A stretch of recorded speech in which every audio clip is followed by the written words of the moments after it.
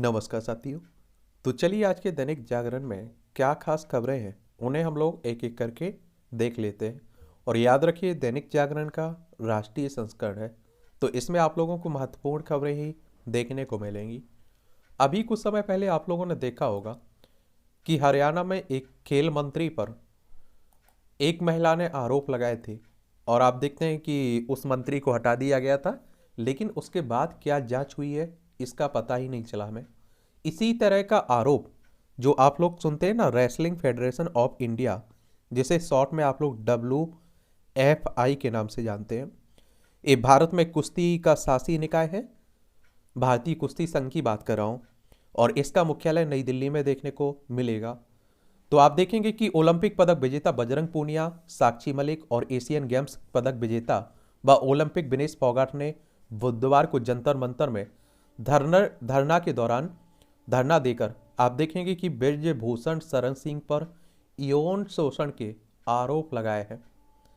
अब आप देखिए खेल जगत की बात है, और इसकी जांच होगी, और क्या रिजल्ट आता है सामने ये तो जांच के बाद ही मालूम चलेगा कि आरोप सही थे या गलत थे। ब्रजभूषण शरण सिंह एक भारतीय जनता पार्टी के लोकसभा सदस्य हैं, उत्तर प्रदेश से आते हैं। उत्तर प्रदेश की राजधानी लखनऊ है। इसकी अंतर्राष्ट्रीय सीमा नेपाल से लगती है। राज्यों में बिहार, झारखंड, छत्तीसगढ़, मध्य प्रदेश, राजस्थान, हरियाणा, दिल्ली, हिमाचल प्रदेश, उत्तराखंड से लगती है। विधानसभा में आप देखें कि 403 सीटें हैं, विधान परिषद में 100 सीटें हैं, राज्यसभा में 31 सीटें हैं, लोकसभा में 80 सीटें आप लोगों को देखने को मिलेंगी। और इसी तरह का हरियाणा आप लोग देखेंगे, हरियाणा की चंडीगढ़ राजधानी है। यहाँ भी आप देखेंगे कि मंत्री पर एक आरोप लगे थे, लेकिन मालूम नहीं चला कि आगे क्या हुआ उन आरोपों का। और हरियाणा की बात करते हैं तो 1 नवंबर 1966 में इसे राज्य बनाया गया था। ठीक है। मनोहर लाल खट्टर यहाँ की चीफ मिनिस्टर हैं, और बंडारू दत्तात्रेय यहाँ के राज्यपाल हैं। विधानसभा में 90 सीटें हैं, राज्यसभा में 5 सीटें हैं, लोकसभा में 10 सीटें हैं। 44,212 वर्ग किलोमीटर में आपका फैला हुआ है ये हरियाणा। तो ये भी आप लोग याद रखिएगा। इस तरह के आरोपों की जांच जरूर होनी चाहिए और अच्छे से होना चाहिए। भारत में इस्लामी शासन स्थापित करना चाहता है सिमी, एक केंद्र कह रहा है। सुप्रीम कोर्ट में दाखिल जवाबी हलफनामे में सिमी पर प्रतिबंध को ठहराया सही। और देखिए सिमी की अगर हम लोग बात करते हैं ना, तो ये आप देखेंगे कि सिमी या इसे student Islamic movement of India के नाम से जानते हैं। भारत में छात्र इस्लामिक आंदोलन है, और भारत में प्रतिबंधित एक मुस्लिम आतंकवादी संगठन है। इसे आतंकवादी संगठन मानते हैं। इसकी स्थापना 25 अप्रैल 1977 को अलीगढ़ में हुई थी, और भारत सरकार ने 2001 के 9/11 के हमले के बाद इसे एक आतंकी संगठन घोषित कर दिया था। तो उसी की बात हो रही है। और कहा प्रतिबंधित संगठन के कार्यकर्ता विघटनकारी गतिविधियों में शामिल है। सिमी पर प्रतिबंध को चुनौती देने वाली याचिकाओं पर सुनवाई कर रहा है शीर्ष कोर्ट। और PFI मामले में NIA ने केरल के से रिपोर्टर को किया गिरफ्तार। अभी आपने देखा होगा कि PFI पर भी प्रतिबंध लगाया गया था। और देखिए इस तरह का कोई भी संगठन हो, पॉपुलर फ्रंट ऑफ इंडिया की बात कर रहा हूँ, इस तरह का कोई भी संगठन हो जो कट्टरता फैलाता हो, और आप देखिए कि देश में अशांति फैलाने की कोशिश करता हो, तो उन पर बहुत पहले ही आप देखेंगे क्या लग जाना चाहिए था, प्रतिबंध लग जाना चाहिए था। और PFI की स्थापना 22 नवंबर 2006 में हुई थी। नई दिल्ली में हेडक्वार्टर देखने को मिलेगा। इसका उद्देश्य आप देखेंगे मुस्लिम पॉलिटिकल लामबंदी और हिंदू नेशनल्स की काट करने के लिए एक तरह से इसकी स्थापना की गई थी। लेकिन कहते हैं कि इसके भी कई देशों से संबंध मिले हैं। और सुप्रीम कोर्ट की बात करते हैं तो आप सभी जानते हैं कि हमारी सर्वोच्च अदालत है। संविधान के अनुच्छेद 124 के तहत इसकी स्थापना की बात कही गई है, और 28 जनवरी 1950 में इसकी स्थापना हुई थी। और ये आप देखेंगे कि इसमें जो न्यायाधीश होते हैं उनकी सेवानिवृत्ति की उम्र 65 साल रखी गई है। यहाँ NIA की बात भी हुई है। NIA यानी कि नेशनल इन्वेस्टिगेशन एजेंसी की बात हो रही है। 31 दिसंबर 2008 में इसकी स्थापना हुई थी। नई दिल्ली में हेडक्वार्टर आपको देखने को मिलेगा। और एक बात याद रखिए, इस तरह के जो संगठन होते हैं उनके बारे में जरूर याद रखा करिएगा, उनसे क्वेश्चंस आपकी परीक्षाओं में पूछे जाते हैं। त्रिपुरा में 16 फरवरी को, मेघालय और नागालैंड में 27 को चुनाव होंगे। आप सभी जानते हैं कि हर 5 साल में आपकी विधानसभा चुनाव होते हैं, और ये विधानसभा चुनाव करवाता कौन है? इलेक्शन कमीशन ऑफ इंडिया, एक संवैधानिक संस्था है। संविधान के अनुच्छेद 324 के तहत इसकी स्थापना की बात की गई है। और आप देखेंगे कि 25 जनवरी 1950 में इसकी स्थापना हुई थी। नई दिल्ली में हेडक्वार्टर देखने को मिलेगा। सुकुमार सेन हमारे पहले मुख्य चुनाव आयुक्त थे। अब चलिए आप लोग त्रिपुरा, कहाँ चलिए, त्रिपुरा। और त्रिपुरा की अगर हम लोग बात करें तो आप देखेंगे कि इसकी राजधानी क्या है। इसकी राजधानी आप लोगों को अगरतला देखने को मिलेगी। इसकी सीमा आप देखिए असम से लगती है और मिजोरम से, और तीनों तरफ से आप देखिए बांग्लादेश घेरे हुआ है। अंतर्राष्ट्रीय सीमा इसकी बांग्लादेश से लगती है ना। और आप देखेंगे कि 21 जनवरी 1972 में से राज्य बनाया गया था। और विधानसभा में यहाँ 60 सीटें हैं, राज्यसभा में 1 सीट है, लोकसभा में 2 सीटें हैं। 10,491.69 वर्ग किलोमीटर में आपका त्रिपुरा फैला हुआ है, ठीक है। और दूसरा राज्य आप देखेंगे कि आपका है मेघालय। और मेघालय की बात करें तो शिलोंग इसकी राजधानी है। और सबसे ज़्यादा आप देखते होंगे कि वर्षा भारत में कहीं होती है या विश्व में कहीं होती है तो मासिन राम में मेघालय में आप लोग देखते हैं। और इसकी सीमा असम से लगती है और अंतर्राष्ट्रीय सीमा बांग्लादेश से लगती है। 21 जनवरी 1972 में इसे राज्य बनाया गया था। विधानसभा में 60 सीटें हैं, राज्यसभा में 1 सीट है, लोकसभा में 2 सीटें हैं। और 22,429 वर्ग किलोमीटर में फैला हुआ है आपका कौन, मेघालय। फिर आप देखेंगे कि आपका नागालैंड, ये नागालैंड आप लोगों को देखने को मिलेगा, क्या, नागालैंड। और आप देखते हैं कोहिमा इसकी राजधानी। इसकी सीमा अरुणाचल प्रदेश, असम और मणिपुर से लगती है। अंतर्राष्ट्रीय सीमा इसकी नेपाल से लगती है। किससे लगती है, नेपाल तो यहाँ है, किससे लगेगी, म्यांमार से लगेगी। ये जरूर याद रखा करिएगा, इस तरह के क्वेश्चंस कई बार पूछ लेता है। और यहाँ विधानसभा में 60 सीटें हैं, राज्यसभा में 1 सीट है, लोकसभा में 1 सीट है। 16,579 वर्ग किलोमीटर में आपका नागालैंड फैला हुआ है। केजरीवाल से चल रही खींचतान के बीच राष्ट्रपति मुर्मू से दिल्ली के उपराज्यपाल के मुर्मू ने दिल्ली के उपराज्यपाल की बढ़ाए अधिकार, 2 नए अधिकार दिए। गृह मंत्रालय ने 2 अलग अलग अधिसूचनाएं जारी की है। 5 अन्य केंद्र शासित प्रदेशों को अगले आदेश तक प्रदान की गई ये शक्तियां। एक बात तो आप लोगों को मालूम होना चाहिए कि दिल्ली में आप देखते हैं कि केंद्र शासित प्रदेश है, यहाँ विधानसभा भी होती है और विधानसभा में 70 सीटें हैं। अरविंद केजरीवाल यहाँ के चीफ मिनिस्टर हैं और BK सक्सेना यहाँ के उपराज्यपाल हैं। राज्यसभा में 3 सीटें हैं, लोकसभा में 7 सीटें हैं। लेकिन बाकी राज्यों में आप लोग जितना शक्तिशाली मुख्यमंत्री देखते हैं ना, दिल्ली में इतना नहीं है। और इसीलिए आप देखते हैं कि दिल्ली के मुख्यमंत्री और केंद्र के बीच टकराव बना रहता है। और केंद्र ही आप देखते हैं कि राष्ट्रपति भली उपराज्यपाल की नियुक्ति करता है, लेकिन आप सभी जानते हैं कि केंद्र जैसे चाहता है उसी को बना लेता है। तो ये भी टकराव देखने को मिल रहा है। और हेलीकॉप्टर हादसे में यूक्रेन के गृह मंत्री समेत 15 की मौत, देख लीजिए। युद्धग्रस्त यूक्रेन में आप देखिए ये हुआ है। और आप सभी जानते हैं यूक्रेन पहले से ही जूझ रहा है। यूक्रेन, ये रूस आप देखेंगे, ये हमारा प्यारा भारत है। रूस यूक्रेन के बीच युद्ध भी चल रहा है लंबे समय से। शुभमन गिल ने सबसे कम उम्र में दोहरा शतक बनाया न्यूजीलैंड के विरुद्ध। आप देखिए हैदराबाद में जो खेला जा रहा है। हैदराबाद तेलंगाना की राजधानी। इसकी सीमा आप देखिए छत्तीसगढ़, महाराष्ट्र, कर्नाटक और आंध्र प्रदेश से लगती है। 208 रन बनाए आप देखिए इन्होंने, ठीक है। फिरोजपुर में सैन्य क्षेत्र से 38.60 करोड़ रुपए के 2 संचार उपकरण हुए हैं चोरी। PRO ने कहा है कि BSNL की थी संपत्ति, सेना का लेना देना नहीं है। मेजर संदीप की शिकायत पर फिरोजपुर छावनी थाने में अज्ञात के खिलाफ केस दर्ज हुआ है। देख लीजिए इस तरह के मामले में। मुलायम सिंह से जुड़े फर्जी दस्तावेज मामले में क्लोजर रिपोर्ट खारिज हुई है।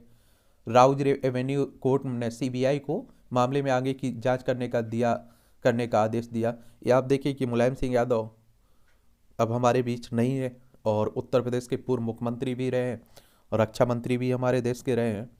और CBI की अगर हम लोग बात करें तो आप देखेंगे सेंट्रल ब्यूरो ऑफ इन्वेस्टिगेशन की बात हो रही है। और इसकी स्थापना कब हुई थी, 1 अप्रैल 1963 में हुई थी। नई दिल्ली में हेडक्वार्टर आपको देखने को मिलेगा। आय से अधिक संपत्ति के मामले में कर्तव्य पथ पर नई सुबह, 50 विमानों की उड़ान से होगा रोमांच। आम दर्शक बढ़ेंगे पर संख्या में कटौती, 1.25 लाख की जगह 45,000 लोग ही देख पाएंगे। और 32,000 टिकट ऑनलाइन बेचे गए। कुछ टिकट काउंटर से भी जनता को मिलेंगे। VIP मेहमानों को 12,000 अतिथि पास जारी होंगे। ये आप देखते हैं कि सभी आप जानते हैं कि 26 जनवरी आने वाला है तो उसी के दिन की बात हो रही है, ठीक है। नौसेना का IL-38 टोही विमान पहली व आखिरी बार उड़ेगा कर्तव्य पथ के आकाश पर। मिस्र के राष्ट्रपति होंगे मुख्य अतिथि। मिस्र सेना की टुकड़ी भी सलामी मार्च में शामिल होगी, तो ये भी अच्छी बात है। और 74वां गणतंत्र दिवस है, आप देखते हैं, तो ये भी आप लोगों को मालूम होना चाहिए। और आप सभी जानते हैं कि क्यों मनाया जाता है गणतंत्र दिवस, क्योंकि आप सभी जानते हैं कि गणतंत्र के रूप में हम लोग 26 जनवरी 1950 में ही आए थे। पूरी तरह से संविधान भी आपका लागू हो गया था इस दिन। और आपने देखा होगा कि बहुत सारी संस्थाओं का जन्म भी इस दिन हो चुका था। और 15 अगस्त को आप लोग स्वतंत्रता दिवस मनाते हैं, क्योंकि 15 अगस्त 1947 को हम लोग आज़ाद हो गए थे। 26 नवंबर को आप लोग संविधान दिवस मनाते हैं, क्योंकि 26 नवंबर 1949 को कुछ प्रावधानों के साथ आपका संविधान लागू हो चुका था। मिस्र आप देखेंगे कि अरब गणराज्य का एक देश है, उत्तरी अफ्रीका में आप लोगों को देखने को मिलेगा। काहिरा इसकी राजधानी आपको देखने को मिलेगी। ठीक है, तो वहीं की बात हो रही है। वहीं के राष्ट्रपति मुख्य अतिथि होंगे। एक कबीले के सरदार के रूप में काम कर रहे हैं उपराज्यपाल मनीष सिसोदिया, कह रहे हैं उप मुख्यमंत्री यहाँ के। और आप देखेंगे कि पहले भी इस तरह का चलता रहा है। अदालत में अब देखिए, अदालत कई बार क्या आप देखेंगे कि फैसला भी दे चुके हैं। आप विधायक ने विधानसभा में लहराई नोटों की गड्डी, कहा दी गई रिश्वत। देखिए, प्रधानमंत्री उज्ज्वला योजना की संवैधानिक वैधिकता को चुनौती दी गई है। ये आप देखेंगे कि जो गैस सिलेंडर मिलता है ना, उसी की बात हो रही, पीएम उज्ज्वला योजना के तहत। और ये कब आई हुई थी, ये आप देखेंगे 2016 में चालू की गई थी, लॉन्च की गई थी। प्रतिबंध के बावजूद यमन की यात्रा करने पर प्राथमिकी, आप देखेंगे इंदिरा गांधी अंतर्राष्ट्रीय एयरपोर्ट पर यमन से लौटे एक यात्री के खिलाफ आप देखिए। प्रधान वित्त सचिव स्वास्थ्य सचिव के खिलाफ कार्रवाई की सिफारिश की गई। दिल्ली विधानसभा की याचिका समिति की रिपोर्ट विधानसभा में पेश हुई है। और उपराज्यपाल पर कार्रवाई के लिए राष्ट्रपति से किया अनुरोध। हंगामे की वजह से विधानसभा सत्र एक दिन के लिए बढ़ा। और वित्त मंत्रालय का कर्मचारी जासूसी के आरोप में गिरफ्तार हुआ है। देखिए, तीसरे दिन भी सदन में हंगामा, बाहर किए गए 4 भाजपा विधायक। ये दिल्ली में ही हो रहा है। एक बात आप लोगों से भी पूछता हूँ, आप लोग क्या सोचते हैं, क्या चुने हुए मुख्यमंत्री के पास शक्तियाँ होनी चाहिए या राज्यपाल के पास शक्तियाँ ठीक है? इस पर पूरे मामले पर आप लोग अपनी राय जरूर दीजिए। अनुवाद के साथ ही अपनी भाषाओं में भी पुस्तकें लिखें। पुस्तकें, अतुल कोठारी कह रहे हैं राष्ट्र निर्माण और भारतीय भाषाएं विषय पर राष्ट्रीय संगोष्ठी का आयोजन किया गया। उसी में 18.19 करोड़ से 3 सड़कों पर नए सेंट्रल वर्ज का होगा निर्माण। राजधानी को अराजकता के हवाले नहीं किया जा सकता है, केंद्र कह रहा है। ये आप देखिए कि सुप्रीम कोर्ट ने राष्ट्रीय राजधानी में सेवाओं के नियंत्रण को लेकर केंद्र और दिल्ली सरकार के बीच रस्साकसी पर बुधवार को अपना फैसला सुरक्षित रखा है। तो ये पहले भी से चला आ रहा है। एमसीडी अधिकारियों के खिलाफ जांच ना करे सीबीआई, ये हाईकोर्ट कह रहा है। आदेश उल्लंघन के 51 मामलों में पुलिसकर्मियों पर कार्रवाई शुरू। दिल्ली में वायुमंडल में गैस की मात्रा से सीपीसीबी अनजान है। और दिल्ली के नागरिक की तरफ से पूछे गए प्रश्न के उत्तर में बोर्ड ने इंटरनेट से मिली जानकारी का किया उपयोग और कहा इस जानकारी की पुष्टि नहीं है। देख लीजिए, केंद्रीय प्रदूषण नियंत्रण बोर्ड की बात हो रही है, उसे भी मालूम नहीं है। ऑक्सीजन मापने की नहीं है कोई व्यवस्था। इसी आवेदन में पर्यावरण को लेकर कई और जानकारियां सीपीसीबी ने आप देखिए से मांगी गई थी। और इसमें यह भी पूछा गया था कि दिल्ली में ऑक्सीजन नापने के लिए कहाँ कहाँ यंत्र लगाए गए। उत्तर में बोर्ड ने बताया कि विभाग केवल प्रदूषक तत्वों का ही पता लगाता है, ऑक्सीजन प्रदूषक नहीं है और इसलिए इसकी मापन की व्यवस्था नहीं है। समझ रहे हैं आप लोग? इस तरह का हाल बना हुआ है। सेंट्रल पॉल्यूशन कंट्रोल बोर्ड की बात हो रही है और इसकी स्थापना 22 सितंबर 1974 में हुई थी। नई दिल्ली में हेडक्वार्टर देखने को मिलेगा। ऑक्सीजन क्यों जरूरी है, एक को प्रश्न के उत्तर में मौलाना आज़ाद मेडिकल कॉलेज की ओर से हरफाल को बताया गया है कि हम लोग जो भोजन ग्रहण करते हैं उसे निष्पादित करने के लिए ऑक्सीजन की ज़रूरत होती है। इसे कोशिका श्वसन कहा जाता है। शरीर में मौजूद कुल ऑक्सीजन का करीब 20% मस्तिष्क द्वारा इस्तेमाल किया जाता है और इससे ऊर्जा का निर्माण होता है। यदि इस प्रक्रिया में 5 मिनट की भी बाधा आ जाए तो मस्तिष्क की कोशिकाएं दम तोड़ने लगती हैं। शरीर में होने वाले जैव रासायनिक व उपापचय से जुड़े 90% कार्यों के लिए ऑक्सीजन का इस्तेमाल जरूरी होता है। और ऑक्सीजन का महत्व मुझे लगता है कि आप लोग कोरोना महामारी में समझ गए होंगे। लोग सांसों के लिए तरसते रहे और इसीलिए कहते हैं जब भी खुशी का माहौल हुआ करे एक दो पेड़ लगा दिया करिएगा। ठीक है। अतिरिक्त ईवीएम के लिए कैबिनेट ने 1300 करोड़ रुपए की स्वीकृति दी है। और आप सभी जानते हैं कि जो चुनाव के लिए ईवीएम का इस्तेमाल होता है ना, इलेक्ट्रॉनिक वोटिंग मशीन का, तो उसी की बात हो रही है। प्रधानमंत्री 71,000 युवाओं को कल देंगे नियुक्ति पत्र। पीएम बोले खेल को टाइम पास मानने वाली मानसिकता से देश का नुकसान है। प्रधानमंत्री ने सांसद खेल महाकुंभ 2022-23 के दूसरे चरण का किया वर्चुअली शुभारंभ और कहा नई पीढ़ी का भविष्य सवार रहे खेल के ऐसे आयोजन समाज में खेलों का मिल रहा है उचित सम्मान। ये आप सभी जानते हैं कि क्या जानते हैं आप लोग कि ये जानते हैं कि आपको मालूम है कि पहले कहा जाता था कि खेलोगे कूदोगे बनोगे खराब, लेकिन आज के समय में आप देखिए कि जो खेल कूद रहा है वही आप देखें अच्छा बन पा रहा है। अच्छा आप देखिए कि उसमें भी कैरियर बनाया जा सकता है खेल में। इसके आप लोगों को देश में कई उदाहरण भी देखने को मिलेंगे। विकिपीडिया जैसे ऑनलाइन स्रोत पूरी तरह से भरोसेमंद नहीं है। कानूनी विवादों में ऐसे स्रोतों के इस्तेमाल की प्रति किया आगा। कहा वकीलों को प्राथमिक स्रोतों के उपयोग के लिए किया जाए राजी। विकिपीडिया आप लोग पढ़ते हैं ना, उसी पर सवाल उठाया गया है। फेक बताए जाने पर इंटरनेट मीडिया से हटानी होगी खबर। सूचना प्रौद्योगिकी नियमों में संशोधन के इसी हफ्ते जारी मसौदा प्रस्ताव के अनुसार केंद्र सरकार फेक चिन्हित किसी भी स्रोत सूचना को इंटरनेट मीडिया प्लेटफॉर्म पर प्रसारित करने की अनुमति नहीं देगी। चलिए आप देखेंगे तेजस्वी सूर्या ने इंडिगो की घटना के लिए माफ़ी मांगी, सिंधिया कह रहे हैं। आप देखिए नागरिक उड्डयन मंत्री। और मुझे लगता है कि आप देखेंगे कि जब कहते हैं ना कि सैया भय कोतवाल तो काहे का डर। ट्रक चालकों के काम के घंटे निर्धारित करने को कानून लाएंगे, ये आप देख रहे हैं हमारे गडकरी साहब कह रहे हैं। और 2025 तक सड़क दुर्घटनाओं में लाई जाएगी 50% की कमी। 4 मानक के क्षेत्र में उठाए गए कदम। और सबसे अच्छे मंत्री आप देखेंगे और अपना काम बाखूबी बहुत ही ईमानदारी से करते हैं। इलाज रोकने की वसीयत के दिशा निर्देशों को बनाएंगे और व्यवहारिक। शीर्ष अदालत ने 2018 के फैसले पर पुनर्विचार करने से किया इनकार। मरीज की इलाज रोकने की वसीयत लिविंग विल पर 2018 के अपने फैसले पर पुनर्विचार करने पर सुप्रीम कोर्ट ने बुधवार को इनकार करते हुए कहा कि वह सिर्फ इस संबंध में दिशा निर्देशों को और व्यवहारिक बनाएगा। नई दिल्ली में बुधवार को प्रेस कॉन्फ्रेंस के दौरान वायुसेना की झांकी के मॉडल का अवलोकन करती गणतंत्र दिवस परेड के लिए वायुसेना की टुकड़ी की महिला सैन्यकर्मी। तो गणतंत्र दिवस की तैयारी हो रही है। जैन स्थल समेत शिखर तीर्थ स्थल ही रहेगा, पर्यटन केंद्र नहीं बनेगा।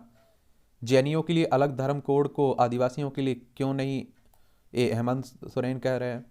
राष्ट्रीय अल्पसंख्यक आयोग ने कहा केंद्र और झारखंड सरकार ने लिया फैसला। केंद्र ने 5 को पारसनाथ पहाड़ी पर सभी पर्यटन गतिविधियों पर रोक लगाई थी। ये आप लोगों को एक बात और मालूम होना चाहिए कि ये बात हो रही है झारखंड की। कहाँ की? झारखंड की।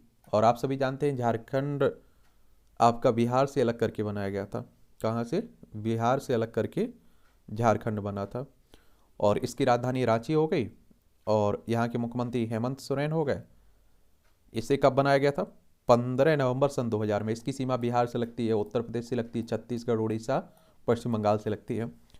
रमेश बैस यहाँ की राज्यपाल है। विधानसभा में 81 सीटें हैं, राज्यसभा में 6 सीटें हैं, लोकसभा में 14 सीटें हैं। 79,716 वर्ग किलोमीटर में आपका झारखंड फैला हुआ है। और आप देखिए बहुत सारे तीर्थकरों का जुड़े रहे हैं समेत शिखर से। और पार्श्वनाथ के नाम पर आप देखते हैं कि इस पहाड़ी का नाम रखा गया है। तो ये भी आप लोग याद रखिएगा।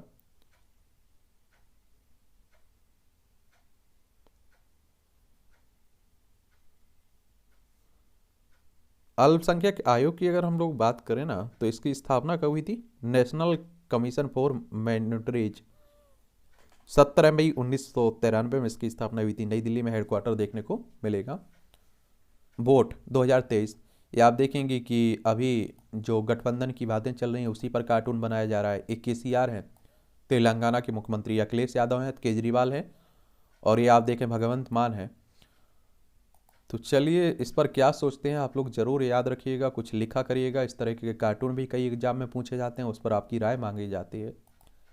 इस साल जम्मू कश्मीर विधानसभा के भी हो सकते हैं चुनाव। ये आप सभी को मालूम है। क्या मालूम है कि जम्मू कश्मीर से 370-35 से हटाने के बाद जम्मू कश्मीर को 2 भागों में बांट दिया गया था। लद्दाख और जम्मू कश्मीर दोनों केंद्र शासित प्रदेश हैं। बस जम्मू कश्मीर में दिल्ली की तरह चुनाव भी होंगे, विधानसभा चुनाव होंगे। मुख्य चुनाव आयुक्त तो बोले परिसीमन के बाद चुनाव से जुड़ी सभी तैयारी पूरी हुई है। चलिए ये भी आप लोग देखते रहिए और लास्ट में हम लोग देख लेंगे इन तीनों राज्यों में चुनाव के बाद जो रिजल्ट रहेगा। भाजपा का दामन था, बोले मनप्रीत, कब तक धन करता धड़ों की सियासत, नया सफर, कांग्रेस से उखड़ा मन, भाजपा से लगी पीर। ये आप देख रहे हैं कि पंजाब की बात हो रही है। बहुत सारे कांग्रेस के नेता आपने देखा है कि बीजेपी में जा मिले, तो उन्हीं की बात हो रही है, ठीक है। और मनप्रीत का अगर राजनीतिक सफर देखें तो 2007 में श्रोमणी अकाली दल की सरकार में वित्त मंत्री बने। 2009 में किसानों को दी जा रही सब्सिडी का विरोध कर सीएच छोड़ पीपल्स पार्टी ऑफ इन पंजाब का गठन किया। 2012 के विधानसभा चुनाव में उनकी पार्टी का कोई भी प्रत्याशी चुनाव नहीं जीत पाया। 2014 में भटिंडा से सिमरत कौर बादल के खिलाफ लोकसभा चुनाव लड़ा, लगभग 18,000 मतों से हार गए। 2016 की शुरुआत में मनप्रीत ने पीपीपी का कांग्रेस में विलय कर लिया। 2017 में प्रदेश कांग्रेस सरकार बनने पर दोबारा वित्त मंत्री बने, अब भाजपा में शामिल हो गए। साहे की रैली में भाजपा में शामिल हो सकती हैं कांग्रेस सांसद परनीत। ये आप देखिए उपचुनाव के लिए परनीत की बेटी जय इंदर को उम्मीदवार बना सकती है भाजपा। ये आप लोगों को मालूम होना चाहिए, ये भी पंजाब की पटियाला की बात हो रही है। चलिए, और आज अगर बीजेपी को आप देखें तो अधिकतर नेता कांग्रेस को ही देखने को मिलेंगे। कांग्रेस बीजेपी कांग्रेस में ही हो गई। सभी बने रहेंगे उड़ीसा के भाजपा प्रदेश अध्यक्ष। उड़ीसा यानी कि आप देख रहे हैं कि भुवनेश्वर की बात हो रही है। पश्चिम बंगाल, झारखंड, छत्तीसगढ़, आंध्र प्रदेश से सीमा लगती है। नवीन पटनायक यहाँ के चीफ मिनिस्टर आपको देखने को मिलेंगे। मंत्री सिंह देव ने भूपेश सरकार को दिए 10 में से 7 नंबर। ये आप लोगों को एक और बात मालूम है कि कांग्रेस में एक और परेशानी है कि हर राज्य में इनमें 2 वोट देखने को मिलते हैं। अब राजस्थान में है ही अशोक गहलोत और सचिन पायलट का। छत्तीसगढ़ में इसी साल चुनाव भी है। छत्तीसगढ़ 1 नवंबर सन 2000 में मध्य प्रदेश से अलग करके बनाया गया था। इसकी राजधानी रायपुर है। इसकी सीमा मध्य प्रदेश, महाराष्ट्र, तेलंगाना, आंध्र प्रदेश, उड़ीसा, झारखंड, उत्तर प्रदेश से लगती है। नीतीश पर अमर्यादित टिप्पणी करने वाले सुधाकर को राजन ने थमाया नोटिस। ये आप लोगों को मालूम होगा कि बिहार में एक तरह से बगावती तेवर दिखा रहे हैं। पहले मंत्री थे, फिर मंत्री पद से इस्तीफा देना पड़ा। और बिहार की राजधानी पटना है। इसकी सीमा उत्तर प्रदेश, झारखंड, पश्चिम बंगाल से लगती है। अंतर्राष्ट्रीय सीमा नेपाल से लगती है। नीतीश कुमार यहाँ के चीफ मिनिस्टर हैं।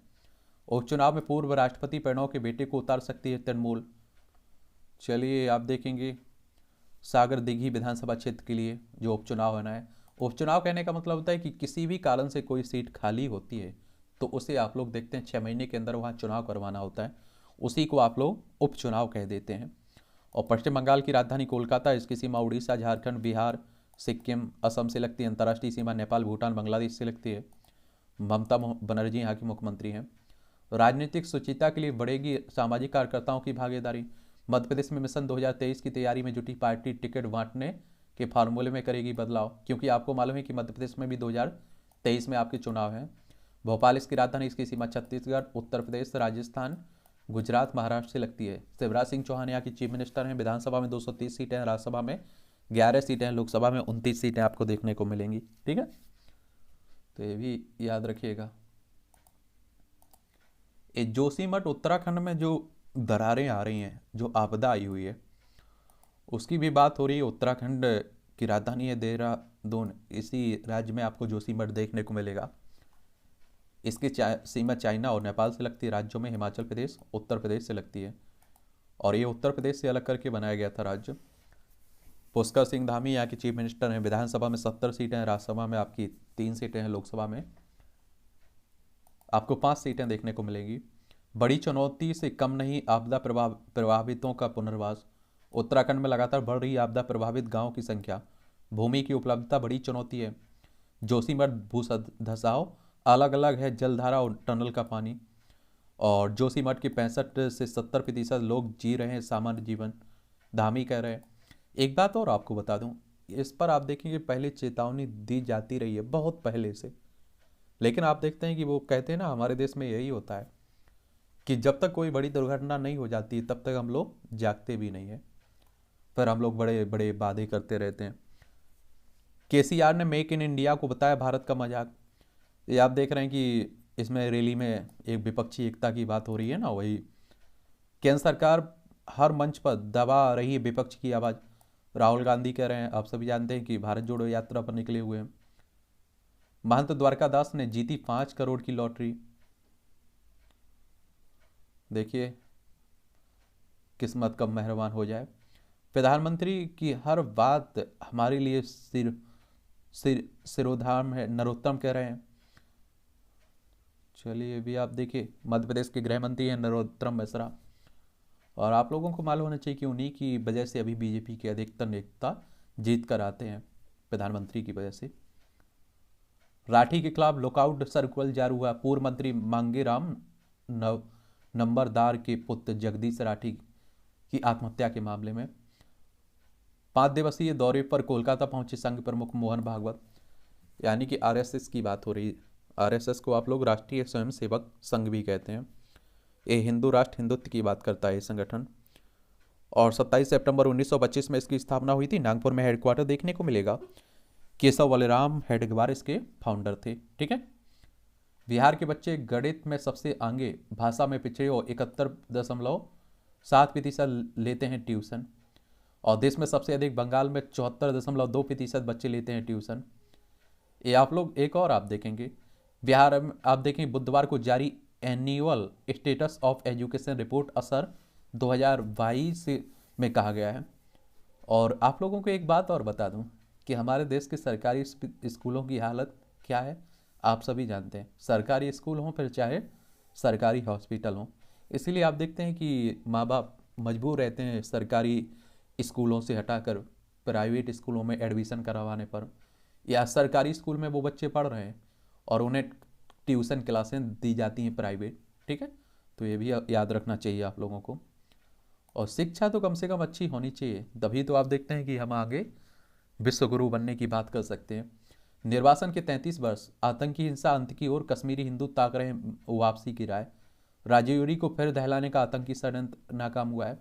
और आप देखते हैं कि जम्मू कश्मीर में आप सभी जानते हैं कि यहाँ असुरक्षा की हमेशा चिंता बनी रहती है और अशांति फैलाने की हर संभव कोशिश भी रहती है। कांग्रेस नेता कमलनाथ के भांजे रतुल पुरी को मिली जमानत। उर्वरक घोटाले से जुड़े आप देखिए मनी लॉन्ड्रिंग में, मध्य प्रदेश के पूर्व मुख्यमंत्री हैं ना कमलनाथ, उन्हीं के भांजे की बात हो रही है। और एक बात आपको मालूम होनी चाहिए, मनी लॉन्ड्रिंग कहने का मतलब होता है कि गैर कानूनी तरीके से कमाना पैसा। कई शहरों का तापमान 0 से नीचे कल से कम हो सकती है शीतलहर। ये आप देखिए ठंड का मौसम है तो बढ़ेगा ही। मुरादाबाद के हिंदू कॉलेज में बुर्के में प्रवेश न देने पर छात्राओं का धरना। ये आप देख रहे हैं यहाँ भी खूब मामला चल रहा है। अभी कर्नाटक केरल में भी चल रहा था इसी तरह का। मंत्री पर आरोप लगाने वाली कोच का स्थानांतरण रद्द हुआ है। ये आप देखिए हरियाणा के जो राज्य मंत्री पर आरोप लगा था ना, बताया ना, उसी की बात हो रही है। कोवैक्स को बूस्टर डोज के रूप में शामिल करने की मांग की जा रही है कोरोना महामारी के लेकर। सीसीआई ने कहा है कि गूगल का मामला राष्ट्रीय महत्व का है। भारतीय प्रतिस्पर्धा आयोग की बात हो रही है। ये आप देखेंगे कि भारतीय प्रतिस्पर्धा आयोग ने बुधवार को सुप्रीम कोर्ट के समक्ष कहा है कि गूगल द्वारा एंड्रॉयड मामले में कई बाजारों में दबदबे की स्थिति के कथित दुरुपयोग का मुद्दा राष्ट्रीय मुद्दा है। सीसीआई की अगर हम लोग बात करें तो इसकी स्थापना कब हुई थी? 14 अक्टूबर 2003 में हुई थी। नई दिल्ली में इसका हेडक्वार्टर आपको देखने को मिलेगा, भारतीय प्रतिस्पर्धा आयोग की। सुप्रीम कोर्ट ने नोएडा अथॉरिटी को मिली राहत अवमानना का केस रद्द हुआ है। कोर्ट ने डीएलएफ को अथॉरिटी को 235 करोड़ रुपए का भुगतान करने को कहा है। और डीएलएफ ने नोएडा अथॉरिटी पर अदालत की अवमानना का केस दर्ज कर दिया था। ठीक है, चलिए ये भी याद रखिए। 2 नाबालिग बहनों को बहला फुसलाकर ले गया मसूरी होटल में। अब देखिए ये आप लोगों को और मालूम होना चाहिए, इस तरह की कई घटनाएं बढ़ रही हैं, तो थोड़ा अपने समाज को, फैमिली, परिवार को देखना चाहिए। मुंगेली में स्कूल बस में 5 साल की मासूम, ये कहाँ से आ जाते हैं सोचिए। और इस तरह की न्यूज़पेपर में आप लोग डेली 2-4 घटनाएं देखते हैं। शिवपुर मां मुरैना में आंगनबाड़ी केंद्रों पर वाल्मीकि समाज के बच्चों का तिरस्कार किया गया है। छुआछूत का अभिशाप आज भी आप देखते हैं कि बना हुआ है। और जो आप लोग कहते हैं ना कि इन्हीं घटनाओं को देखकर आरक्षण की बात होती है, इस तरह के कानून की ST SC एक्ट की बात होती है। और आप सोचिए कि आज से आज़ादी के पहले आप जाइए, देश का क्या परिस्थिति रहेगी, महिलाओं के साथ कितना भेदभाव किया जाता होगा, इन जातियों के साथ कितना भेदभाव किया जाता होगा। उस समय तो हमारे पास स्वतंत्र पुलिस व्यवस्था नहीं थी, स्वतंत्र सरकार नहीं थी, स्वतंत्र न्यायपालिका नहीं थी। और अगली खबर, विशेष विवाह अधिनियम में पंजीकरण के लिए एक का भारतीय होना जरूरी है। दिल्ली हाई कोर्ट ने एक याचिका पर सुनवाई करते हुए ये कहा है। हैदराबाद में सम्मान के साथ किया गया मुकर्रम जहाँ का अंतिम संस्कार। देहरादून के बिल्डर सुधीर विड़लास और साथियों के ठिकाने पर छापे पड़े हैं सरकारी भूमि पर अवैध कब्जा को लेकर। गाम्बिया के उपराष्ट्रपति का भवन में निधन, भारत में निधन और विदेश मंत्री ने जताया दुख। एक आप देखेंगे, झारखंड में नक्सलियों के खिलाफ खड़ा हुआ गांव। और पश्चिमी सिंहभूम जिले के नक्सल प्रभावित बंद गांव थाना क्षेत्र के कारिका गांव में ग्रामीणों की फायरिंग पर भागे नक्सली। एक और नक्सली आप देखेंगे हमारे देश के लोग हैं, ये आप देखें इनका गलत रास्ता इन्होंने अपनाया हुआ है, अलग रास्ता, ठीक है। और नक्सलियों की बात करें तो आप देखेंगे कि नक्सल होते क्या हैं। तो अगर हम लोग नक्सल की बात करें ना, इसके जन्म की, नक्सल आज भारत की आंतरिक सुरक्षा के लिए एक बड़ी चुनौती भी बना हुआ है। और कार्ल मार्क्स के वर्ग संघर्ष के सिद्धांत से प्रेरित होकर नक्सलवाद का जन्म 25 मई 1967 को हुआ था, जब कम्युनिस्ट पार्टी के कम्युनिस्ट नेता चारू मजूमदार, कानू सन्याल और जंगल संथाल के नेतृत्व में उत्तरी बंगाल के दार्जिलिंग जिले के नक्सलवाड़ी गांव के कृषकों का ने विद्रोह किया था। यहीं से आप देखेंगे ये उभर के आया हुआ था। चलिए, जज ने किया सवाल, बंगाल के भर्ती घोटाले पर क्या कर रहे हैं नोबेल विजेता। ये आप देखिए, अभिजीत गंगोपाध्याय ने सवाल किया है कि बंगाल में भर्ती भ्रष्टाचार के बारे में राज्य के नोबेल पुरस्कार विजेता क्या कहना चाहते हैं। अभी आपने देखा अमरीश सेन ने कहा था ममता बनर्जी हैं देश की प्रधानमंत्री बनने योग्य। और न्यायमूर्ति ने स्पष्ट किया महान शिक्षाविदों से उनका तात्पर्य अमरीश सेन विनायक से है। चलिए, आप लोग याद रखिएगा, इस तरह के मामले भ्रष्टाचार, घोटाले, फर्जीवाड़े हर राज्य में हो रहे हैं। कहीं आप देखते हैं कि अच्छे से जांच हो जाती है, कहीं नहीं होती है। समय से 5 घंटे पहले रवाना हो गया विमान, 35 यात्री छूटे श्री गुरु रामदास इंटरनेशनल एयरपोर्ट पर, आप देखिए। चलिए, PFI का मामले की बात हो रही, popular front of India. Kerala में सौतेली बेटी से दुष्कर्म में दोषी को 40 साल की सजा हुई है। केरल यानी कि तिरुवनंतपुरम इसकी राजधानी, कर्नाटक और तमिलनाडु से इसकी सीमा लगती है, दक्षिण भारत का राज्य है। बीरभूम में पुलिस पर फेंका बम, 2 अधिकारी घायल हुए। कोलकाता में जिन्हें हिंदी नहीं आती है वे भी कर सकेंगी संस्कृत में पूजा। बंगाल से उड़ीसा पहुंचा बीजू बाबू का पसंदीदा विमान डकोटा। 1947 में भारतीय सेना को पाकिस्तान की सीमा तक पहुंचाने में निभाई थी महती भूमिका। चलिए, ये भी याद रखिए। सहरसा में ऑटो रिक्शा से ठोकर मारने के बाद युवक को 1.5 किलोमीटर तक घसीटा। ये आपने देखा है, दिल्ली में इस तरह की घटना हुई थी, कई राज्यों में इस तरह की घटनाएं आ रही हैं। आरक्षित श्रेणी में पात्रता परीक्षा पास करने पर भी उम्मीदवार सामान्य श्रेणी की भर्ती में पात्र होंगे। AWS से नेट पास कर सामान्य श्रेणी में सहायक प्रोफेसर के लिए आवेदन करने पर उम्मीदवारी कर दी थी रद्द। दोषी को हाईकोर्ट ने HPSC के फैसले को गलत करार देते हुए याची को नियुक्ति देने का आदेश दिया है। केरल में आयकर धांधली में नौसेना अफसर समेत 31 के खिलाफ केस दर्ज हुआ है CBI ने। शिक्षा मंत्रालय ने आज़ाद कश्मीर के सवाल पर बंगाल से मांगी रिपोर्ट। ये आप देखते हैं कि कई बार इस तरह के विवादित क्वेश्चंस भी आते रहते हैं परीक्षा में। अभिनय बनकर सदन खान हिंदू युवकों को कर रहा था ब्लैकमेल। अब रोबोट से हो सकेगी सीवरेज पाइपलाइन की सफाई। स्वच्छता में इंदौर का एक और नवाचार, गैस सेंसर और कैमरे से तुरंत पता लग सकेगा कहाँ है लीकेज। मल्टीपल सेंसर के साथ छोटा रोबोट बता देगा पाइपलाइन की लीकेज दरारें। और इस तरह की पहल अगर आप देखते हैं कि होती है, तो जो लोग आप देखते हैं कि साफ करते हैं सीवरेज को, उसमें आप देखते हैं कई लोगों की डेथ हो जाती है गंदगी के कारण, तो उनकी भी स्थिति में सुधार होगा। ठीक है, अच्छी पहल है। ये आप देखेंगे कि संपादकीय पार्ट है आपका, और आपके जो भी महत्वपूर्ण आर्टिकल रहते हैं, संपादकीय पार्ट, एडिटोरियल रहते हैं, उन्हें फेसबुक पेज पर भी डाल देता हूँ, अन्य न्यूज़पेपर के जो महत्वपूर्ण रहते हैं। और दैनिक जागरण का हम लोग यही देख लेते हैं, पश्चिमी संस्थानों के संदिग्ध रवैये की पुष्टि। और आपको मालूम होना चाहिए कि ये जो एडिटोरियल रहता है ना, ये आपको मुख्य परीक्षा में, इंटरव्यू में काफ़ी मदद देता है। प्रधानमंत्री की आर्थिक सलाहकार परिषद ने हाल ही में एक केस स्टडी जारी की है।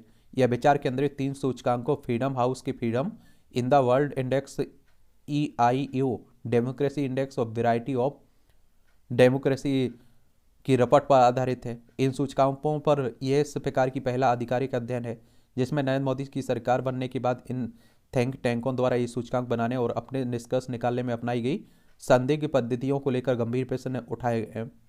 और इस पत्र के अनुसार ये सूचकांक तमाम आर्थिक संकेतकों के अतिरिक्त गवर्नेंस, राजनीतिक स्थिरता और विधि के शासन इत्यादि पहलुओं पर आधारित होते हैं, किंतु इनकी आकलन पद्धति में भारी विसंगतियां हैं और इन निष्कर्ष कुछ गुमनाम विशेषज्ञों की राय पर आधारित होते हैं और इनमें पारदर्शिता का अभाव तो होता ही है और अपने अभिष्ट की पूर्ति से जुड़े प्रश्न किए जाते हैं। प्रधानमंत्री की आर्थिक सलाहकार परिषद के सदस्य संजीव सान्याल के और आर्थिक मामलों के विभाग में उप निदेशक आकांक्षा अरोड़ा द्वारा लिखी गई इस रिपोर्ट को बी डैम के निदेशक स्टेफन लिंडबर्ग ने खारिज किया है, लेकिन अपनी पद्धति और निष्कर्षों के पक्ष में दिए गए उनके तर्क संतोषजनक नहीं लगते हैं। उदाहरण के लिए बी डैम चुनिंदा विशेषज्ञों की राय के आधार पर रेटिंग तय करता है। कई बार यह संख्या 30 से अधिक नहीं होती है। एक सवाल यह भी है कि करीब 140 करोड़ की आबादी वाले भारत के लोकतंत्र की रेटिंग तय करते समय क्या कुछ प्रतिभागियों की प्रक्रिया पर ही ऐसा करना उचित होगा। इन विशेषज्ञों को लेकर कुछ गंभीर सवाल इस वजह से भी उठते रहे कि अमूमन उनके प्रश्न व्यक्ति परक होते हैं और जबकि निदेशक का दावा है कि उनका विश्लेषण व्यापक आंकड़ों पर आधारित होता है, न केवल बी डैम बल्कि ऐसा सर्वे ऑपरेटिंग और रेटिंग करने वाले अन्य संस्थान भी अपने विशेषज्ञों को लेकर गोपनीयता बरतते हैं। और इस पर लिंडबर्ग का कहना है कि वह करीब 180 देशों के विशेषज्ञों के साथ काम करते हैं और पहचान सार्वजनिक करने से उनकी और उनके परिवारों की सुरक्षा को लेकर जोखिम उत्पन्न हो सकता है। हालांकि बी डैम महज 23 विशेषज्ञों की राय के आधार पर भारत को चुनावी तानाशाही करार देता है, तो इस पर कैसे विश्वास किया जा सके। स्वाभाविक है कि इस पर हमेशा संदेह रहेगा। और एक बात आप लोगों को मालूम होगा कि कई संस्थाएं हमारे देश में जो रेटिंग देती हैं या सूचकांक जारी करती हैं, रिपोर्ट जारी करती हैं, उसमें आप देखता होगा कि भारत की स्थिति खराब रहती है तो उस पर सवाल खड़े होने लगते हैं। और आपने देखा होगा कि भारत की स्थिति उसमें अच्छी रहती है तो हम लोग उसकी तारीफ करने लगती हैं, हमारी सरकारें श्रेय लेने लगती हैं। ये पुरानी परंपरा हमारे नेताओं की रही है। लेकिन आप देखिए कि ये जो संस्थाएं बनाती हैं ये भी कभी कभी आप देखेंगे भारत को नीचा दिखाने के लिए इस तरह के काम करती रहती हैं। भाजपा की ओर से अंगुली उठाते हुए बी डैम ने भारत को ब्राजील, हंगरी, पोलैंड, सर्बिया, तुर्की जैसे उन देशों के साथ श्रेणीबद्ध किया है जो बहुलतावादी विरोधी पार्टियों के शासन में चुनावी तानाशाही में परिवर्तित हो रहे हैं। हम दूसरे देशों को लेकर तो कुछ नहीं कर सकते हैं, लेकिन भारत में कोई भी राजनीतिक दल जिसे जरा भी चुनावी समर्थन शामिल हो उसे बहुलतावाद विरोधी नहीं कहा जा सकता है। यह बात भाजपा सहित सभी दलों पर लागू होती है। ऐसे में भारतीय संदर्भों में बी डैम का यह दावा हास्यास्पद है, क्योंकि कोई भी राजनीतिक या समाज विज्ञानी देख सकता है कि भारत की सामाजिक विविधता से ने किस प्रकार राजनीतिक विविधता को विस्तार दिया है। यही कारण है कि देश भर में जाति, भाषा और क्षेत्रीय आधार पर छोटे छोटे दल उभर कर आए हैं और देश के दूसरे आम चुनाव में ही 12 राजनीतिक दलों के सांसद चुनकर आए थे और 4 दशक बाद यह सूची 40 दलों तक पहुंच गई है। वास्तव में पिछली सदी के 9वें दशक से ही भारत में जनता दल, तेलुगु देशम पार्टी, बीजू जनता दल, तृणमूल कांग्रेस जैसे तमाम क्षेत्रीय दल अस्तित्व में आते हैं और इनमें बीजेपी और तृणमूल जैसे दल तो अपने अपने प्रभाव वाले राज्यों में दबदबा बनाए हुए हैं। इतना ही नहीं, भाजपा और कांग्रेस जैसी राष्ट्रीय पार्टियों ने भी इन क्षेत्रीय दलों के महत्व को समझते हुए उनके साथ कई राज्यों में गठजोड़ भी किया है और भाजपा के नेतृत्व वाली राजनीतिक राष्ट्रीय जनतांत्रिक गठबंधन यानी कि राजद में कई दलों का जमावड़ा है एनडीए में। और भाजपा के वर्चस्व के बावजूद गठबंधन में इन दलों का अपना भी अहम वजूद है। ऐसे में भाजपा बहुलतावादी विरोधी पार्टी का आरोप कहीं नहीं टिकता है। असल में यह किसी एक राजनीतिक दल से अधिक भारत पर लगा मिथ्या आरोप है, जिससे देश की व्यापक राजनीतिक विविधता के महत्वपूर्ण पहलू को अनदेखा किया गया है। जहां लोकतांत्रिक संस्थाओं में विभिन्न समुदायों का प्रतिनिधित्व सुनिश्चित होता है, भारत के 28 राज्यों और 2 केंद्रशासित प्रदेशों की सरकारों में 40 से अधिक राजनीतिक दलों की सहभागिता को भला कैसे अनदेखा किया जा सकता है। यह वास्तव में लोकतंत्र और विविधता का उत्सव है जिसे कोई पश्चिमी संस्थान स्वीकार नहीं करेगा। बीडीएम जैसी संस्थानों पर यह स्वीकार करने में भी विफल रहते हैं कि पूर्ण लोकतंत्र को एक मजबूत बुनियाद पर टिका होना चाहिए, जो कि भारतीय संविधान में निहित है। मूल अधिकार इनकी पुष्टि भी करते हैं। ऐसे ही मूल्यों के आधार पर भारत में विभिन्न वंचित समुदायों के लोग उच्च पदों पर पहुंच पाए हैं। तो राष्ट्रपति द्रौपदी मुर्मू इसकी हालिया मिसाल हैं, जो आदिवासी समुदाय से आती हैं। पहली आदिवासी आप देखें राष्ट्रपति बनी है ना, और उनसे पहले दलित समुदाय से आने वाले रामनाथ कोविंद राष्ट्रपति रहे। वहीं स्वीडन, डेनमार्क ऐसी अन्य राजशाही बोल वाले लोकतंत्र में ऐसे गणतांत्रिक मूल्य कोई मायने नहीं रखते हैं। और इन पश्चिमी संस्थानों की रेटिंग इस कारण और संदिग्ध हो जाती है कि उन्होंने तमाम मजहबी राष्ट्रों की रेटिंग पंथनिरपेक्ष भारत से ऊपर रखी है। भारत कोई भी राजकीय धर्म नहीं है भारत का। और वास्तव में संविधान के अनुच्छेद 28 तो सरकारी वित्त पोषण से संचालित शैक्षणिक संस्थानों में किसी भी प्रकार की धार्मिक शिक्षा को प्रतिबंधित भी करता है। संविधान के भाग 3 में आप लोग पढ़ते हैं ना मौलिक अधिकार, उसी में मैं पहले से ही इन पश्चिमी संस्थानों से उनकी इन कसौटियों को लेकर सवाल करता आया हूँ, लेकिन चूंकि ये थिंक टैंक अपने खास एजेंडे से प्रेरित होकर काम करते हैं तो वे इन सवालों का जवाब देने से कतराते रहे। अब नई केस स्टडी से इनकी वास्तविकता पूरी तरह से उजागर हुई है। ये आप देखें, लेखक हैं लोकतांत्रिक विषयों के विशेषज्ञ वरिष्ठ स्तंभकार हैं, इन्होंने ये लिखा है आर्टिकल। उपेक्षित धरोहरों की शोध लेने का समय है।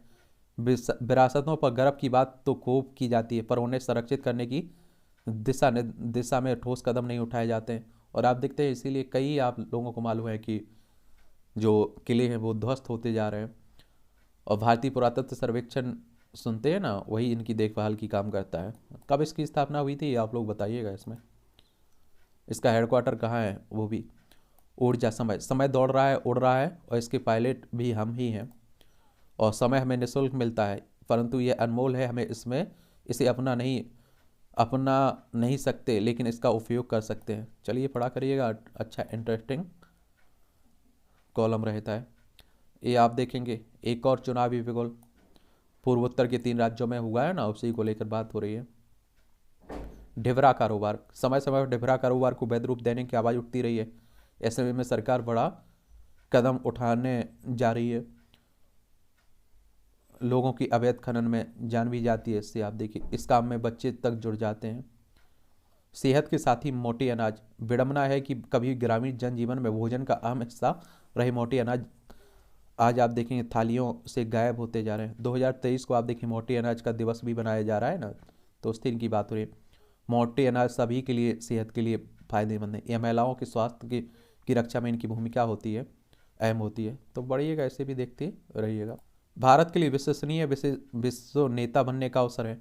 पिछले दिनों 22 ऑफ ग्लोबल साउथ समिट का आयोजन करके भारत ने G20 के अध्यक्ष के रूप में अपनी भावी कार्य योजना की उद्घोषणा की है। इस बैठक में 120 से अधिक विकासशील देशों की भागीदारी उत्साहवर्धक संकेत है। और भारत के पास अपनी प्राचीन संस्कृति के माध्यम से जलवायु संतुलन और सतत विकास का प्रारूप प्रस्तावित करने का यह सर्वोत्तम अवसर है। एशिया, अफ्रीका, दक्षिण अमेरिका और विकासशील देशों की चिंताओं और प्राथमिकताओं को वैश्विक विमर्श के केंद्र में स्थापित करके हमारा देश एक संवेदनशील और सक्षम विश्व नेता के रूप में उभर सकता है। और G20 की अगर हम लोग बात करें ना, हम लोग अध्यक्षता कर रहे हैं इसकी स्थापना कब हुई थी? 26 सितंबर 1999 में। और वैश्विक अर्थव्यवस्था में प्रमुख मुद्दों पर चर्चा करने के लिए व्यवस्थित रूप से महत्वपूर्ण औद्योगिक और विकासशील अर्थव्यवस्थाओं को एक साथ लाना इसका उद्देश्य है। 20 सदस्य में आप देखेंगे अर्जेंटीना, ऑस्ट्रेलिया, ब्राजील, कनाडा, चीन, France, Germany, Bharat, Indonesia, Italy, Japan, Mexico, रूस, सऊदी अरब, दक्षिण अफ्रीका, दक्षिण कोरिया, टर्की, यूनाइटेड किंगडम, संयुक्त राज्य अमेरिका, यूरोपीय संघ आप लोगों को देखने को मिलेंगे। चलिए पढ़ लीजिए। पर्यावरण अनुकूल जीवन शैली को प्रोत्साहन की बात हो रही है।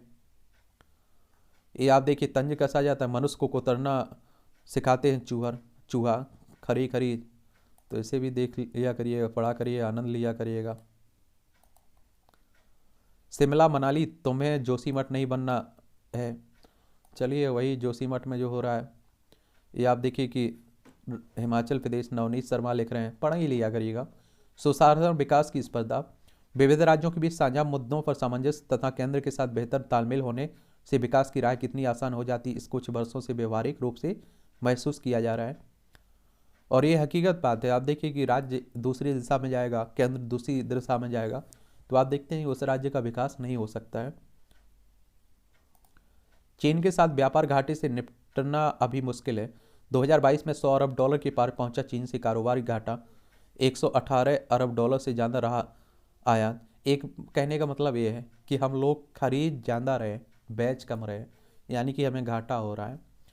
कई अर्थव्यवस्थाओं से बेहतर भारत का प्रदर्शन है, गोपीनाथ कह रहे हैं। ये आप देखिए कि अंतर्राष्ट्रीय मुद्रा कोष की उप प्रबंध निदेशक गीता गोपीनाथ ने कहा है। आईएमएफ के बारे में अगर हम लोग बात करें ना, इंटरनेशनल मॉनेटरी फंड के बारे में, आपसे हमेशा कहता हूँ कि इस तरह के संगठनों के बारे में ज़रूर आप लोग याद रखा करिएगा। इसकी स्थापना 27 दिसंबर 1945 में हुई थी। एक अंतर्राष्ट्रीय वित्तीय संस्थान है और अंतर्राष्ट्रीय मौद्रिक सहयोग को बढ़ावा देना, अंतर्राष्ट्रीय व्यापार को सुगम बनाना, स्थायी आर्थिक विकास को बढ़ावा देना, भुगतान संतुलन की कठिनाइयों का सामना करने वाले सदस्यों को संसाधन उपलब्ध कराना इसका काम है। ठीक है, वॉशिंगटन डीसी यूएसए में इसका हेडक्वार्टर देखने को मिलेगा। ट्विटर ने ब्लू सब्सक्रिप्शन का वार्षिक प्लान लॉन्च किया है। ये आप लोगों को मालूम होगा, माइक्रो ब्लॉगिंग वेबसाइट है ना ट्विटर, उसी की बात हो रही है। एलन मस्क नए मालिक हैं, 2006 में आया था ये। स्मार्टफोन की वैश्विक बिक्री में 17% की गिरावट देखने को मिली है। 110 अरब डॉलर पर पहुंच सकता है देश का आईटी खर्च। 100 करोड़ टन से ज़्यादा कोयला उत्पादन का लक्ष्य रखने की बात हो रही है। दिवालिया कानून में बड़े बदलाव का प्रस्ताव जारी हुआ है यहाँ। और ये आप देखिए, दिवाला ऋण शोधन क्षमता संहिता 2016 में अस्तित्व में आई थी। इसको लाने का मकसद दबाव वाली परिसंपत्तियों पर बाजार आधारित और तय समय में समाधान करना था। 390 अंक बढ़कर फिर 61,000 के पास पहुंचा सेंसेक्स। बैंक प्रमुखों के संग वित्त मंत्रालय की बैठक आज होगी। मारुति ने एयरबैग में खराबी के चलते 17,362 वाहन वापस मंगाए हैं और 10,000 कर्मचारियों की छटनी करेगी माइक्रोसॉफ्ट। देखिए आजकल इस तरह की कंपनियों में भी काफ़ी छटनी हो रही है। एसजीपीसी के अध्यक्ष धामी की गाड़ी पर डंडों, तलवारों और पत्थरों से हमला हुआ है। एपी एक्सप्रेस दो बार दो भागों में बटी, हादसा टला जाए, सोचिए। आईआईटी के 2 छात्रों को कार ने मारी टक्कर, एक की मौत हुई है। देखिए, हलाल मांस उत्पादों के प्रमाणन के लिए मसौदा दिशा निर्देश जारी। भारत पे के पूर्व एमडी असनीर ग्रोवर के खिलाफ समन जारी हुआ। हस्तांतरित किए गए शेयरों के दोबारा हासिल करने के लिए भारत पे कंपनी की संस्था स्थापक भाविक कोलाडिया द्वारा दायर मुकदमे पर आप देखिए। इंदौर में कोकिलाबेन अस्पताल शुरू हुई है, देख लीजिए। देश के सबसे स्वच्छ शहर इंदौर की बात हो रही है। पेंशन धारकों को ठगने वाले गिरोह का भंडाफोड़ हुआ है, देखिए। चलिए, पाकिस्तान गैर नाटो सहयोगी का दर्जा खत्म करने को लेकर अमेरिका में बिल पेश हुआ है और पाक की अर्थव्यवस्था दक्षिण एशिया में सबसे कमज़ोर है, ये विश्व बैंक कह रहा है। अगर हम लोग विश्व बैंक की बात करें, वर्ल्ड बैंक की बात करें, तो आप सभी जानते हैं कि एक अंतर्राष्ट्रीय वित्तीय संस्थान है और इसकी अगर हम लोग वाशिंगटन डीसी यूएसए में इसका हेडक्वार्टर देखने को मिलेगा। और ये निम्न और मध्यम आय वाले देशों की सरकारों को पूंजी परियोजनाओं को आगे बढ़ाने के उद्देश्य से ऋण और अनुदान देते हैं। दिसंबर 1944 में इसकी स्थापना हुई थी। ठीक है, और देखिए नाटो की अगर हम लोग बात करें ना, नाटो, तो इसी के कारण आप देखेंगे कि यूक्रेन भी युद्ध में झुलसा पड़ा हुआ है बेचारा। The North Atlantic treaty organisation की बात हो रही। 4 अप्रैल 1949 में इसकी स्थापना हुई थी। बेल्जियम में इसका हेडक्वार्टर आपको देखने को मिलेगा। इमरान की पार्टी ने भंग करवाई खैबर पख्तूनख्वा की असेंबली। पाकिस्तान के पूर्व प्रधानमंत्री इमरान खान। भारत और मालदीव अच्छे पड़ोसी और सशक्त साझेदार हैं, हमारे एस जयशंकर विदेश मंत्री कह रहे हैं। हेलीकॉप्टर हादसे में यूक्रेन के गृह मंत्री समेत 15 की मौत हुई है। भारत में वीजा प्रतीक्षा अवधि को कम करने में जी जान से जुटा अमेरिका। अमेरिकी अधिकारियों ने कहा इस वर्ष 400 से घटाकर 120 दिन करने का लक्ष्य रखा गया है। अमेरिका से सुरक्षा सहयोग बनाने वालों के लिए भारत महान उदाहरण है। पेंटागन ने कहा है कि सहयोगियों को रूस से दूर करने के लिए हर कदम उठाने को तैयार है। 1997 तक भारत और अमेरिका पर रक्षा व्यापार नगण्य था, अब 20 अरब डॉलर से अधिक है। संयुक्त राष्ट्र महासभा के अध्यक्ष कुरोसी का भारत दौरा इसी माह होगा। चलिए संयुक्त राष्ट्र के बारे में बात कर लेते हैं। यूएन की बात हो रही है और आप सभी जानते हैं कि यूनाइटेड नेशंस की बात कर रहा हूँ। इसकी स्थापना कब हुई थी? 24 अक्टूबर 1945 में न्यूयॉर्क में इसका हेडक्वार्टर देखने को मिलेगा। लाचारी के शिकार हो रहा है विश्व, गुटरेस कह रहे हैं विश्व आर्थिक मंच की बैठक में संयुक्त राष्ट्र के महासचिव ने ये कहा है। चलिए ये भी आप लोग याद रखिएगा, दावोस में जो चल रही है ना उसी की बात हो रही है। और WEF की अगर हम लोग बात करें, वर्ल्ड इकोनॉमिक फोरम की, तो इसकी स्थापना कब हुई थी? जनवरी 1971 में। और स्विट्जरलैंड में इसका हेडक्वार्टर आपको देखने को मिलेगा। एक अंतर्राष्ट्रीय गैर सरकारी और लॉबिंग संगठन है, ठीक है, ये भी याद रखिएगा। बलूचियों के हमले में पाकिस्तान के 4 सुरक्षा जवानों की मौत हुई है। टेक्सास विमान दुर्घटना में चर्च के 4 सदस्यों की मौत हुई है। वेटरन में सिख युवक के वाहन चलाने पर रोक लगाई गई। इंडोनेशिया के तेज भूकंप के झटके 6.1 की दर्ज की गई है तीव्रता। जकार्ता इसकी राजधानी इंडोनेशिया की है। और आप देखेंगे भूकंप कहने का मतलब होता है कि भूमि का कांपना।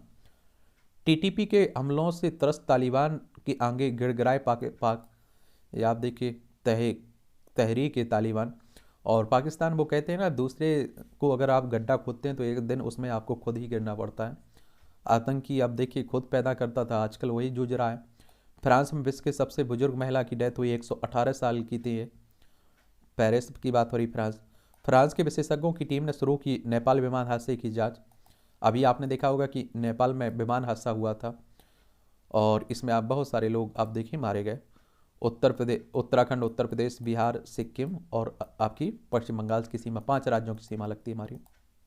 एक खेल का क्षेत्र है, इसे भी देख लिया करिएगा, इससे भी क्वेश्चंस पूछ लेते हैं, एक ओवरव्यू ले लिया करिएगा। श्रीकांत इंडिया ओपन में एक्सेल सेन से हारकर बाहर हुए। बैडमिंटन खिलाड़ी है ना श्रीकांत, उन्हीं की बात हो रही है। वनडे रैंकिंग में शीर्ष 5 में कोहली की वापसी हुई है। त्रिकोणीय सीरीज भारतीय महिला टीम के लिए परीक्षा है ऑस्ट्रेलिया के विरुद्ध जो हो रही है। शीर्ष फर्राटा धाविका द्युति चंद प्रतिबंधित पदार्थ लेने की दोषी पाई गई है। भारत की शीर्ष फर्राटा धाविका अस्थायी निलंबन लगा इन पर। महीनों से सुलग रही चिंगारी चुनाव से पहले 16 बनी। ये आप देखिए कि जो भारतीय कुश्ती संघ में पहलवानों के बीच आप देखें जो चल रहा है। और मुझे इतना परेशान किया गया कि मेरे मन में आत्महत्या का आया था विचार, विनेश फोगाट कह रही हैं। चलिए इस पर जांच होगी, आप देखेंगे उसके बाद क्या होता है। वेल्स पर बड़ी जीत दिलाएगी क्वार्टर फाइनल का टिकट, आप देखेंगे। विश्व कप हॉकी में अब तक अजय रहे भारत का गुरुवार को वेल्स के विरुद्ध दोहरी चुनौती का सामना करना पड़ेगा। और उड़ीसा में हो रहा है ना भुवनेश्वर में हॉकी विश्व कप, तो उसी की बात हो रही है, देखते हैं क्या होता है। हॉकी वर्ल्ड कप के बारे में सुने होंगे ना आप लोग कि नहीं सुने हैं। और इसे आप देखेंगे पहली बार 1971 में शुरू किया गया था, खेला गया था, ठीक है। दूसरे दौर में थमा गत विजेता नडाल का सफर। कूल्हे की चोट से जूझ रहे राफेल नडाल 23वें ग्रैंड स्लैम के लिए अभी और इंतजार करना होगा इन्हें। और ऑस्ट्रेलियन ओपन के दूसरे दौर में मैकेंजी मैकडोनाल्ड के हाथों अप्रत्याशित हार के साथ बाहर हो गए हैं। स्वच्छ ईंधन पर जोर। ग्रेटर नोएडा में संपन्न ऑटो एक्सपो 2023 में नई पीढ़ी की उम्मीदों के अनुरूप अनूठी तकनीक पर आधारित उत्पादों का प्रदर्शन किया गया। उनकी तैयारी ने स्पष्ट कर दिया है कि भविष्य स्वच्छ ईंधन का ही है, जानते हैं ऑटो। चलिए आप लोग अच्छी बात है। और इससे आप देखिए इलेक्ट्रॉनिक वाहनों पर भी जोर दिया जा रहा है। स्क्रीन गार्ड खरीदने से पहले जाने ये बातें, फ़ोन खरीदने से ही लोग स्क्रीन गार्ड लगवा लेते हैं। यह फ़ोन की सुरक्षा के लिए ज़रूरी है, स्क्रीन प्रोटेक्टर नहीं होने पर स्क्रीन टूट सकती है। चलिए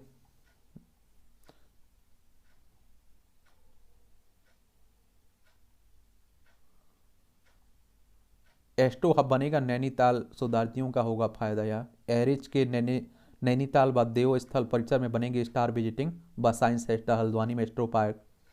केंद्र पोषित योजनाओं को 2 साल में पूरा करने का लक्ष्य। पर्यटक शोधार्थियों को भी लाभ मिलेगा। और पर्यटन क्षेत्र हमारी अर्थव्यवस्था में एक बड़ा योगदान देता है। नेपाल के स्कूल में पढ़ रहे बिहार व बंगाल के बच्चे, वजह है कम शुल्क और अंग्रेजी की पढ़ाई। आप सोचिए नेपाल जैसे देश में हमारे बच्चे पढ़ रहे हैं, तो ये हमारे लिए हमारी शिक्षा पद्धति पर एक तरह से धब्बा है। वीजा मामले में नवाब मलिक के बेटे और बहू के खिलाफ FIR हुई है। महाराष्ट्र के पूर्व मंत्री हैं। मनी लॉन्ड्रिंग के मामले में आप देखिए गिरफ्तार भी हुए थे। सिद्धा बालकर के पिता ने पुलिसकर्मियों के खिलाफ कार्रवाई की मांग की है। आप देखिए दिल्ली में जो कत्ल हुआ था सिद्धा बालकर का। सूरत के नामी हीरा कारोबारी की 9 साल की बेटी देवांशी बनी जैन साध्वी। और 14 से शुरू हुआ था महोत्सव। बुधवार को निकाली यात्रा में 35,000 लोग शामिल हुए। 5 भाषाओं की जानकार देवांशी बहुमुखी प्रतिभा की धनी, परिवार की बड़ी बेटी है। आप देखेंगे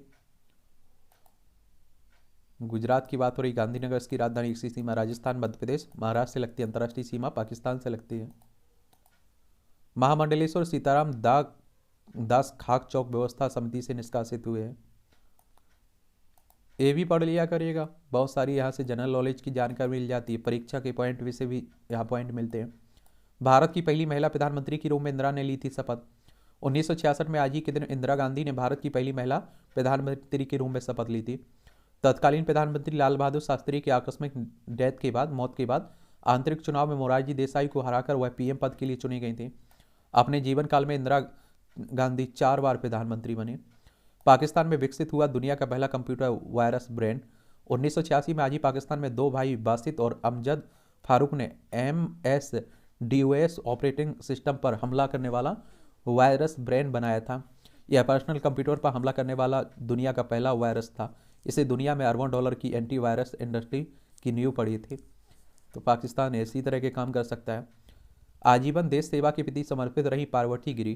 प्रसिद्ध क्रांतिकारी समाजसेवी पार्वती गिरी का जन्म 1926 में आज ही उड़ीसा के बारगढ़ जिले के समलाई पदर गांव में हुआ था। 11 वर्ष की उम्र में वह स्वतंत्रता आंदोलन में हिस्सा लेने लगी।